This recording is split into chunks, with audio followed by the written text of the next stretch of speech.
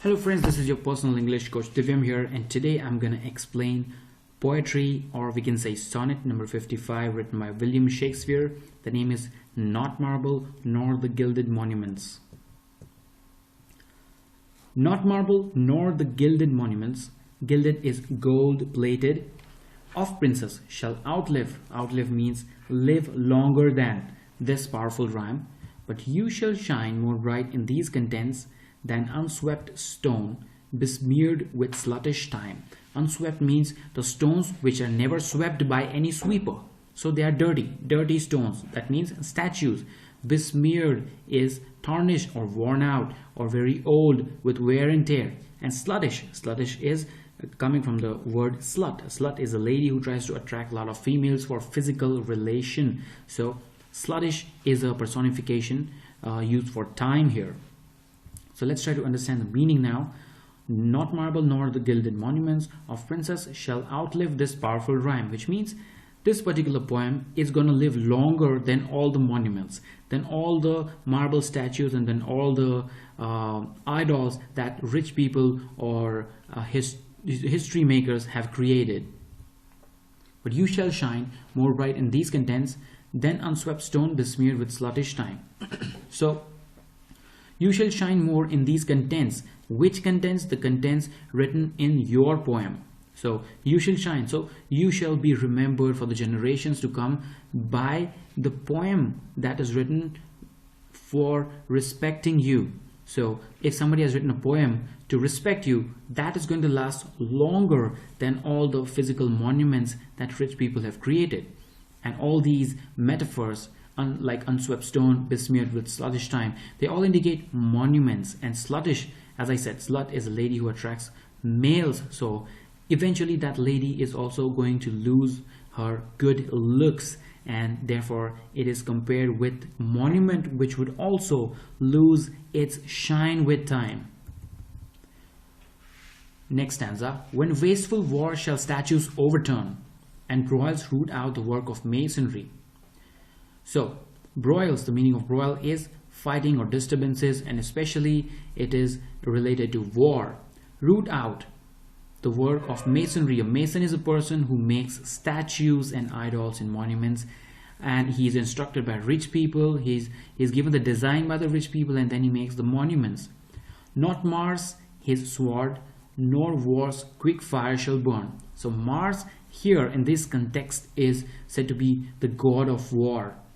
His sword, so god of war is having a sword. Nor war's quick fire. Quick means lively, fast moving, searching out. So the fire that spreads wildly, so it's like forest fire which can spread wildly. The living record of your memory against death and all oblivious enmity. Against means against.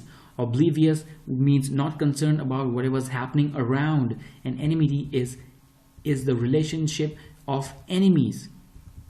So let's try and understand the next stanza.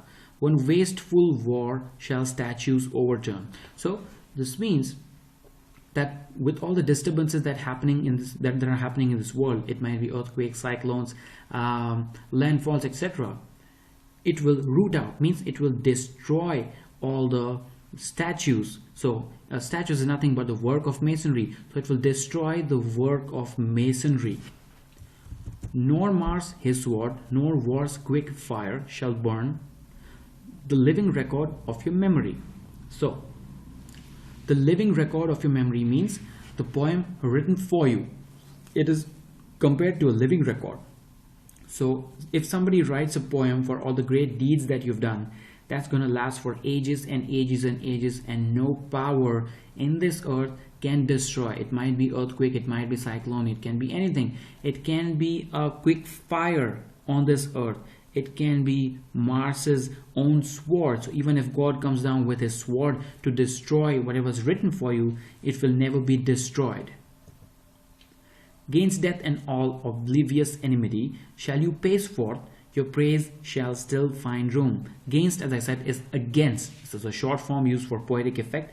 And all oblivious enmity. Oblivious is not concerned about the surrounding enmity. So this means against death and all the enmity that's going on in this world, Shall you pace forth? Pace means to hurry up, to do something quickly. So that's called pacing. And forth means ahead. So when you say pace forth means when you move forward, or when you grow up, or when the years will pass, your praise shall still find room, which means let the years pass, but because of the poem, people are still going to praise you forever and ever. And whenever your name is mentioned or suggested anywhere, people will always praise you or say good about you, even in the eyes of all posterity that wear this world out to the ending doom. So the meanings are already given down below. Posterity is future generation, doom is doomsday. So doomsday is actually the day when the earth is going to blast and the earth is not gonna stay. So that is known as a doomsday. So there have been a lot of predictions for the doomsday. Somebody said that 2012 was a doomsday. Somebody is claiming that 2018 will be a doomsday, but they're all rumors, and that cannot be predicted by anyone. So in this poem, what it means is even in the eyes of posterity, so for the future generations also, you will become an idol, somebody who they can look up to, and that wear this world out to the ending doom. So wear this world out means as the years will pass till a point where we reach the doomsday, people are going to remember you. So till judgment that you also arise, you live in this. So judgment day is again a day where you will actually make your last judgment, or you can say the last day of your life is a judgment day. And here what it means is till the judgment that you also arise, you live in this. So as long as you are alive, and even after your death, people are going to remember you.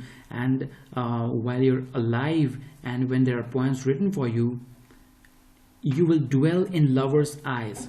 You will dwell is to stay. You will stay in lovers' eyes. So whoever admire you, you're going to stay immortal. So it's like if somebody is writing a poem for you, you're going to stay immortal, rather than if they create a statue for you, is the bottom line of this poem.